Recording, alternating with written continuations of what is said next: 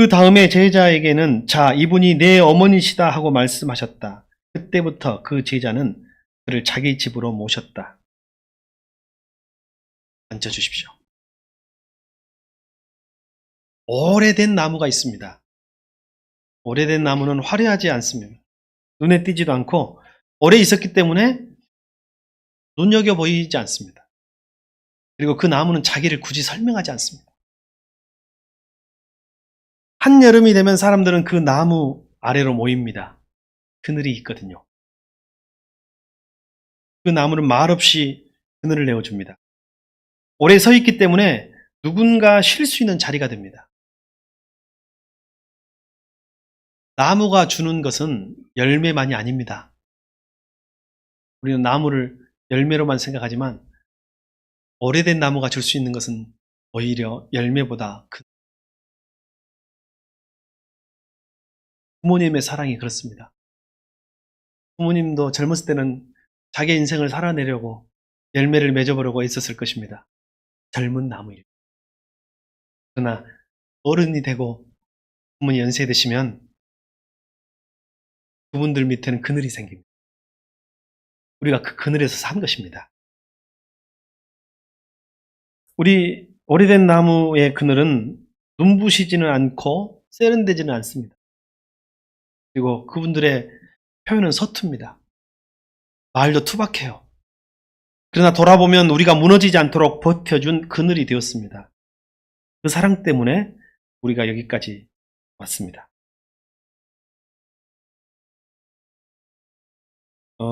제가 요새 가끔 찬진이 방에 잡니다. 찬이가 자취하러 나갔거든요. 뭐 각방 쓰는 건 아니고 숙면을 취해야 될 때 이렇게 한번씩 자는 수면 잠드는 시간이 다르잖아요. 새벽을 위해서 좀 일찍 자려고 할 때 찬지방이 자. 찬지방이 자는데 불을 다 껐는데 앞에 희미하게 뭐 하얀색 종이가 걸려 있어서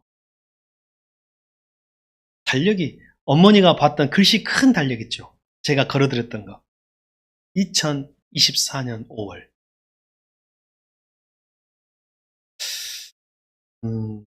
저희 어머니의 세상의 시간이 멈춘 시간, 그때 달력이에요. 어머니가 매달 한 장씩 찢었는데, 그때부터 이제 병원 생활을 시작하면서 어머니 달력은 아직도 머물러 있고, 다른 유품은 많이 정리했는데, 그 달력은 아직도 못 버리고 있습니다. 그래서 그게 다 이렇게 보이는 거예요. 그러면서 그 방에 불을 꺼놓고 있는데, 제 생각이 듭니다. 이 방에서 이렇게 나처럼 누워서 아들이 늦게 들어오면, 그 조그만 그 등 있죠, 거실에 등 하나 켜놓고, 이렇게 기다렸었겠구나라는 생각이 들더라고요.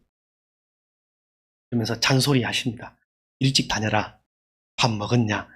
밤 10시, 11시에 들어와도 항상 밥 먹었냐고 물어보십니다. 그래서 사실은 안 먹었다고 하면 언제든지 차려줄 준비가 되어 계시죠. 부모님들은. 그리고 참 거기서 이제 그런 것들을 느끼죠. 방에서. 그리고 이제 찬지한테 전화를 합니다. 일찍 다녀라. 저도 똑같이 하고 있어요. 어디냐? 요새 일찍 다녀라. 밥 잘 먹어라. 이렇게 합니다. 근데 이놈 새끼가 전화를 잘 안 받습니다. 예.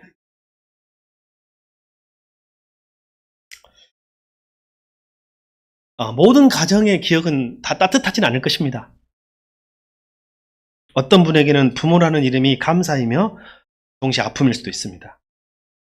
어떤 분에게 있어서 가정은 그리움이면서 동시에 상처일 수 있습니다. 그래서 오늘 말씀은 단순하게 부모님께 잘하십시오라는 말씀은 아닙니다. 십자가 아래에서 다시 보자입니다. 여러분, 우리가 인간적인 혈연 관계로 만났거든요. 모두 다. 부모, 자식, 부부, 형제. 근데 세상은요, 이거로 끝나는 게 아니에요. 십자가 아래서 부모도 다시 만나야 되고 형제도 다시 만나야 돼요. 그래서 십자가 아래서 우리의 깨어진 사랑을 다시 주님께 맡기는 초대의 자리입니다. 여러분, 십자가가 가족을 다시 세웁니다.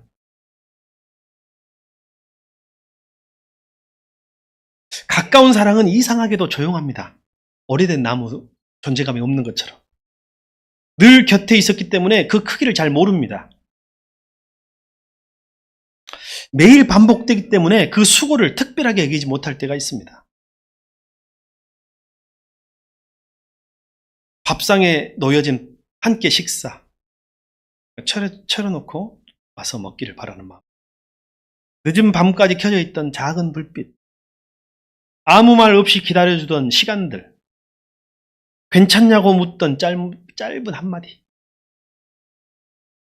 그때는 너무 평범해서 그것이 사랑인 줄 모릅니다.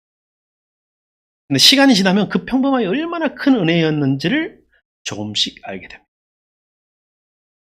오늘 어버이 주일, 우리에게 부담을 주는 날이 아니라 잊고 있던 사랑을 잠시 바라보는 날이 되기를 바랍니다. 사람이 갑자기 크게 변하면 죽는다면서요. 조금만 변합시다. 모든 기억이 우리에게 따뜻하지만은 않지요. 어떤 가정에는 말 못할 사연, 상처가 있고 오래 풀리지 않은 거리감이 있을 수 있고 쉽게 끊을 수 없는 아픔도 있을 것입니다. 오늘 우리는 가정을 이상화하려고 한 것은 아니고 다만 십자가 앞에서 우리에게 맡겨진 사랑을 다시 보자 입니다. 사랑은 항상 거창한 모습으로 오지 않습니다. 때로는 오래 기다려준 시간으로, 말없이 내어준 자리로, 서툴지만 끝까지 곁에 있어준 마음으로 오는 것입니다. 오늘 주님은 그 사랑을 우리에게 다시 보게 합니다. 감사는 듣기 전에 표현되어야 합니다. 사랑은 아직 곁에 있을 때 붙잡아야 합니다. 그러니 여러분, 익숙해진 여러분의 사랑을 다시 바라보시기 바랍니다. 오늘 본문은 그 자리에서 십자가 위에 예수님을 다시 보여줍니다. 오늘 요한복음 19장 25절은 십자가 아래, 십자가 곁에 있는 사람들을 보여줍니다. 예수님의 어머니 마리아, 그리고 오늘 조금 특별하게도 예수님의 이모, 어머니 마리아의 형제죠. 글로바의 아내 마리아, 막달라 사람 마리아, 이런 이들이 있었습니다. 그리고 26절은 예수님께서 자기 어머니와 사랑하시는 제자 곁에 서 있는 것을 보셨다. 누구와? 어머니와. 누구와? 사랑하는 제자. 여기서 사랑하는 제자는 누굴까요? 네, 사랑하는 제자는 우리가 신학적으로는 애제자설이라는 이론이 있습니다. 요한복음에 주로 기록되는데 그의 사랑하시는 제자라는 표현이 몇 번 나옵니다. 근데 요한이 요한복음을 쓰면서 사랑하시는 제자가 요한이라고 직접 쓰기에는 조금 어려웠을 것입니다. 그래서 아마 사랑하는 제자 정도 애칭으로 표현한 것 같습니다. 근데 여기서 중요한 단어가 있어요. 보셨다입니다. 예수님이 누구를 보셨어요? 어머니를 보셨다. 또 그 옆에 있는 요한을, 제자를 보셨다. 당시 예수님은 십자가 위에 계셨습니다. 그의 몸은 찢기셨고 숨통은 끊어질 듯 했습니다. 손과 발은 못에 박혀 있었습니다. 예수님은 자기 고통만 보고 계시지 않았어요. 그 순간에도 예수님은 누구를 보셨어요? 어머니를 보셨습니다. 제가 이렇게 살아보니까 고통이 사람의 시야를 그냥 좁게 만들더라고요.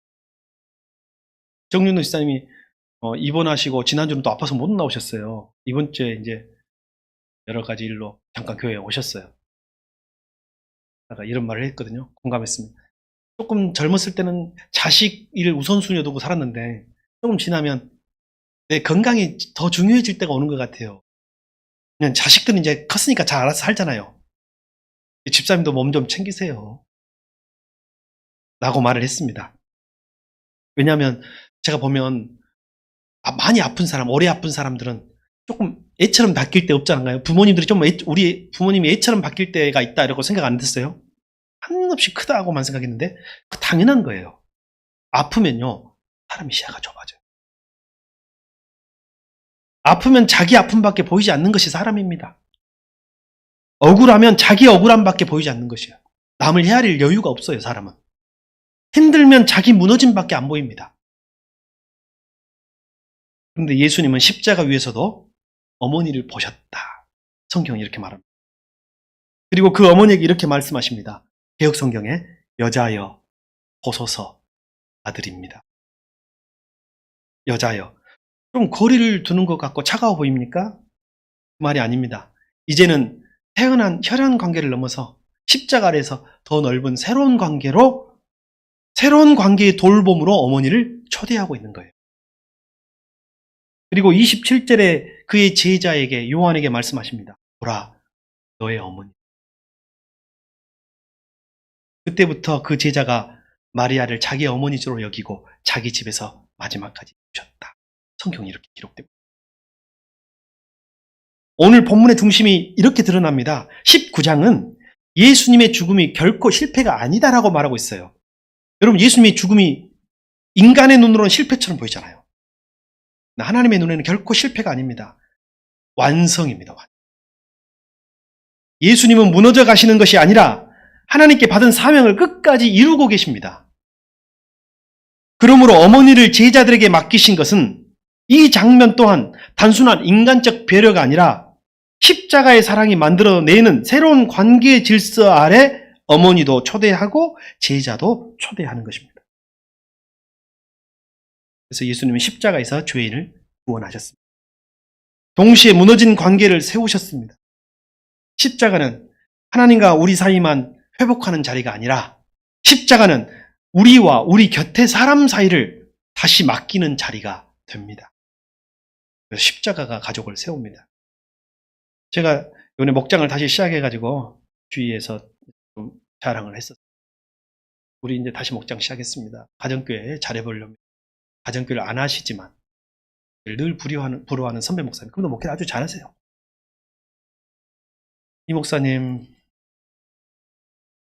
교회에서는 순교자가 나올 수 있는 교회가, 우리 교회는 안 될 것 같아요. 제가 이해를 못했어요. 무슨 말씀이세요? 목사님도 목회 열심히 하고 계시는데 정교회만 정답입니까? 그랬더니 그분이 하신 말씀, 아니요. 우리는 죽으면 남은 식구들 걱정돼갖고 못 죽는데, 가정교회는 내가 죽으면 내 식구들은, 우리 가족들이, 교회 식구들이 책임진다는 믿음이 있지 않겠어요? 그러니 나는 목사님 교회에서는 순교자가 나올 수 있는 교회라고 생각해요. 제가 믿음이 없었나 봐요, 그때. 그렇게 될 줄로 믿습니다. 아멘. 라고 했는데, 제가 오늘 설교를 준비하는데 그 말씀이 딱 생각나요. 내가 죽으면 내 가족을 맡길 수 있는 교회. 나 없어도 나의 어머니를 그들의 어머니로, 자신의 어머니로 맡길 수 있는 교회. 내 아내를 그들의 아내로, 그들의 누이로, 그들의 자매로, 내 자식을 그들의 자식으로 맡길 수 있는 교회가 주님이 원하시는 오늘 십자가에서 재조명되는 교회가 아닌가 싶습니다. 우리 교회가 그쪽으로 한 발 더 뗍시다. 네, 그렇게 나아가기를 바랍니다. 십자가가 가족을 세우는 것입니다. 혈연만 가족을 만드는 것이 아니라, 같은 성씨만 가족을 만드는 것이 아니라, 같은 집에 산다고 가족이 완성되는 것이 아니라, 성경이 말하는 가족은 하나님께서 맡기신 사랑을 서로 감당하는 사람들. 뭐라고요? 성경이 말하는 하나님의 가족은 하나님께서 맡긴 사명을, 하나님께서 맡긴 사랑을 서로 감당하는 사람. 예수님은 제자를 어머니에게 제자를 맡기셨고, 제자를 어머니에게 맡기셨습니다. 그 순간 십자가에서 새로운 가족이 태어난 것입니다. 우리 새순교회가 하나님의 가족이라고 부르는 이유는 바로 오늘 본문에 근거하지 않을까 싶습니다. 우리는 가족입니다. 옆에 있는 가족을 축복 한번 해봅시다. 이렇게 한번 축복할까요? 십자가에서 우리는 가족이 되었습니다. 시작. 십자가에서 우리는 가족이 되었습니다.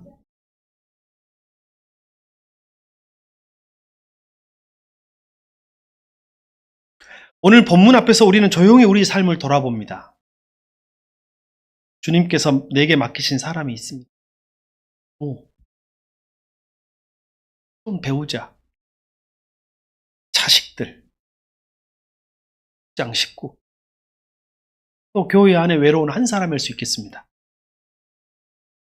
그 사람은 내가 해결해야 할 문제가 아닙니다. 여러분, 나에게 맡겨진 그 사람을 내가 해결해야 될 문제라고 여기지 말고 주님께서 사랑으로 바라보게 하신 사람. 주님이 아까 그랬죠. 보라, 내 어머니니라. 보라, 당신의 자식입니다. 아들입니다. 우리가 서로를 해결해야 될 문제로 바라보지 말고 주님께서 사랑으로 바라보게 하신 사람으로 봅시다. 우리는 때로 사랑을 너무 큰 일로만 생각했습니다. 우리는 완벽해야 한다고 생각합니다. 충분히 준비되어야 한다고 생각합니다. 마음이 다 정리된 뒤에야 가능하다고 생각합니다.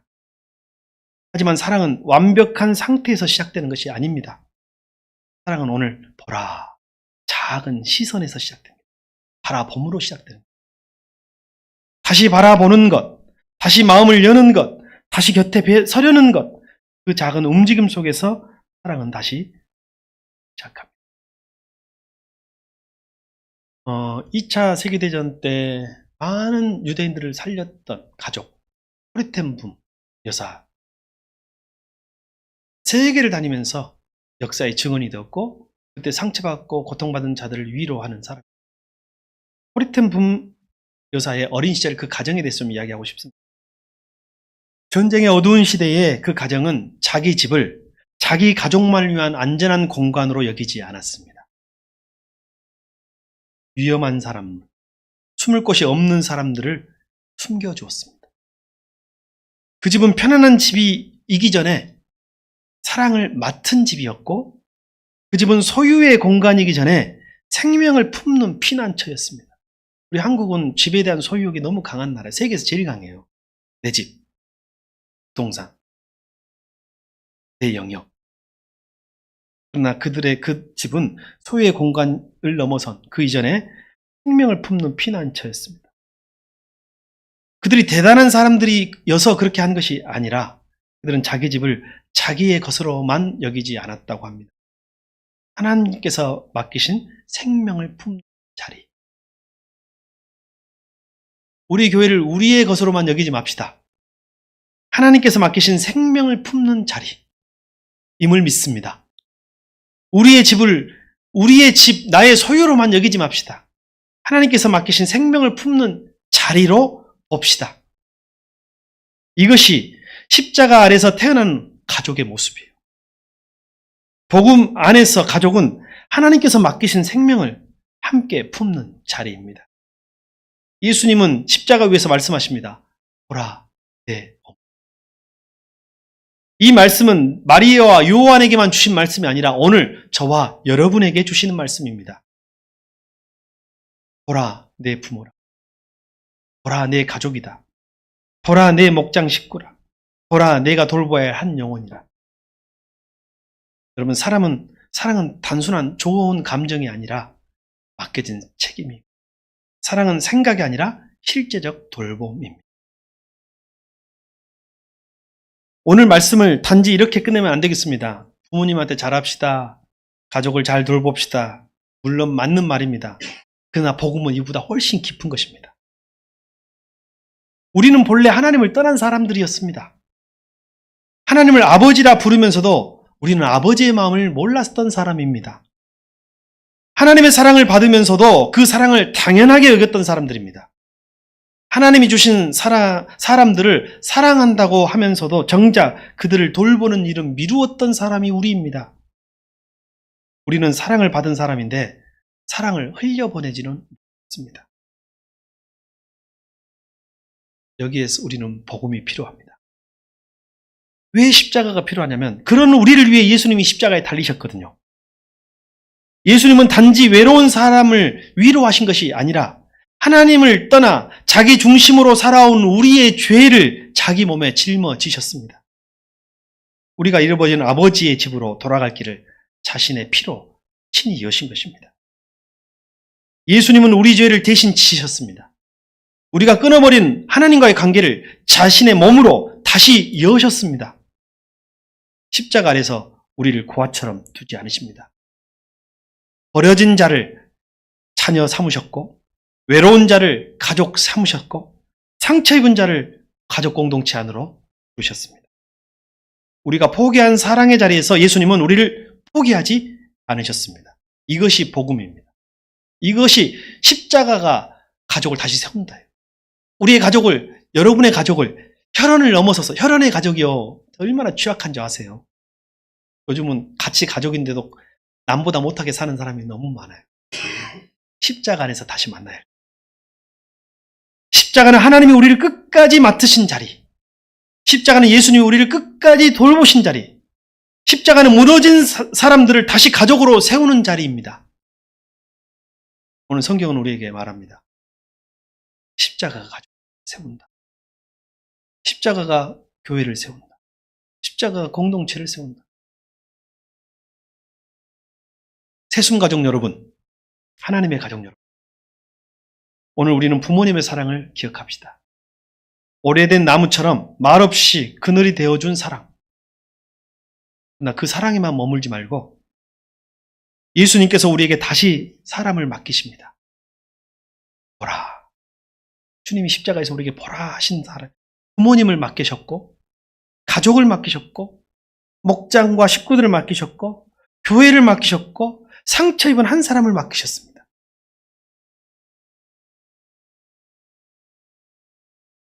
십자가가 가족을 세웁니다. 십자가가 무너진 사랑을 다시 세웁니다. 십자가가 우리를 돌보는 사람으로 보냅니다. 이번에 어버이날은 지났고 아마 그때 못 가신 분들은 또 오늘이라도 갈 계획이 있고 전화라도 드릴 계획이 있을 텐데 한 가지만 기억합시다. 주님께서 내게 맡기신 사람, 멀리 있는 사람일 수도 있고 가까이 있지만 마음이 멀어진 사람일 수도 있습니다. 곁에 있지만 내가 오래 당연하게 여긴 사람일 수도 있습니다. 그 사람을 이 시간 십자가 아래서 요한처럼 마리아처럼 다시 바라봅시다. 무엇을 해야 할지부터 생각하기보다 그냥 그 사람이 어떤 마음으로 살아내고 있는지, 살아왔는지를 한번 헤아려 봅시다. 그들의 얼굴을 떠올려 보고 부모님의 얼굴을 떠올려 보고 가족의 수고를 다시 생각해 봅시다. 그리고 목장 안에서 조용히 버티고 있는 한 사람을 기억해 봅시다. 그리고 우리가 할 수 있는 방법으로 우리가 작은 그늘이 줍시다. 이제 우리가 내어줘야 할 것은 열매만이 아닌 것 같아요. 열매는 우리에게 이제 한계가 있어요. 우리가 맺힐 수 있는 열매가 한계가 있잖아요. 근데 우리의 존재로 드릴 수 있는 것이 뭐냐면 그늘이에요. 그 작은 그늘은 말 한 마리가 될 수도 있고 짧은 안부가 될 수도 있습니다. 함께 앉아있는 시간이 될 수도 있고 그동안 말하지 못한 고마움을 조심스럽게 꺼낼 수 있는 순간일 수도 있겠습니다. 중요한 것은 크기가 아니라 사랑이 다시 흐르기 시작한다. 오래된 나무는 자기 그늘을 설명하지 않습니다. 그냥 그 자리에 서 있습니다. 우리도 그렇게 십자가 아래서 누군가의 그늘로 서 있어야 할 것입니다. 주님께서 맡기신 사람 곁에 조금 더 따뜻하게 서 있어야 합니다. 가족은 혈연으로만, 핏줄로만 태어나는 것이 아니라 십자가 아래서 다시 태어납니다. 이번 한 주에 누군가에게 큰일을 해주려고 애쓰기보다 주님께서 맡겨주신 그 한 사람 곁에 조용히 머물러 봅시다. 그 작은 사랑의 자리에서 주님은 다시 우리를 가족으로 세우십니다. 십자가가 가족을 세웁니다. 기도하겠습니다.